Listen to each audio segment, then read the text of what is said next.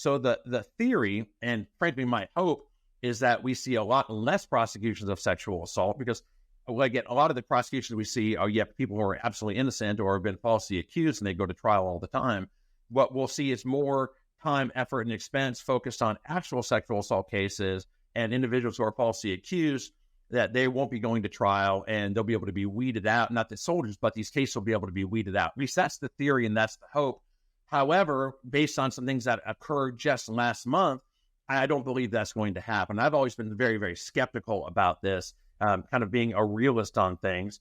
But I don't think I think there's going to be just as many cases of sexual assault going forward, even these garbage cases, because it's going to be the same theory that these convening authorities and the generals were nervous to decline prosecution of cases because of the political ramifications, that you're going to see the same thing with the JAGs. And so I think what you're going to see is that Office of the Special Trial Counsel, the individuals who are making these decisions, they're going to be as equally concerned about their careers as the general officers were, maybe even more so, because these are typically made at the 05 level now, which is the lieutenant colonel level or the commander level in the Navy. And so they have a lot less top cover than a flag officer would. So I think the same political pressure to send cases to a court-martial are going to be there, and maybe even more so. And this really played itself out in the firing of General Wells. Let me tell you about General Wells. General Wells is the top prosecutor, or was the Army's top prosecutor, and he was the general officer charged with basically running all of the OSTC, or the Office of the Special Trial Counsel. He had a background doing prosecution and doing defense work, and he was a former regional defense counsel, which means he was in charge of a region of defense attorneys in the Army. While he was getting ready to start this new position, what occurred is that there was an investigation into him. Of course, someone made an allegation into him, and an email surfaced from about a decade ago. And if you want to see the exact email, you can pull it up. Maybe we can even link it here.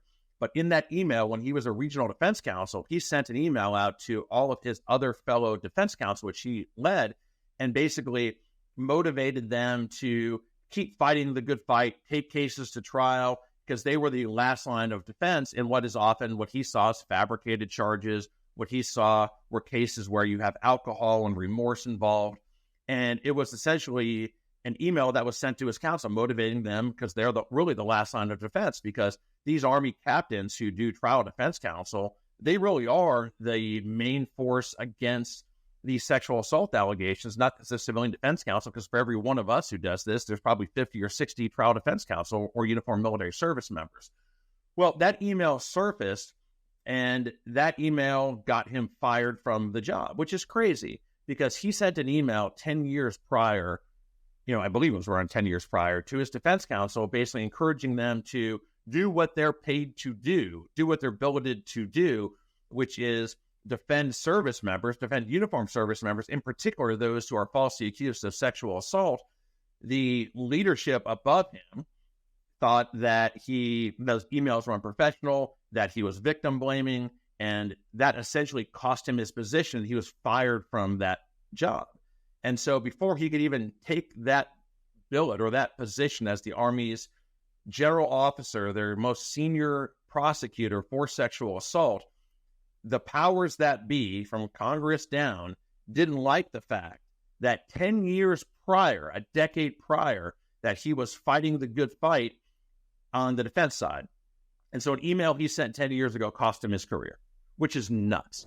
If you want to reach out to me and do a consultation and take this to the next level, give me a call at 813-669-3500 or reach out to us on our website, www.bileckilawgroup.com.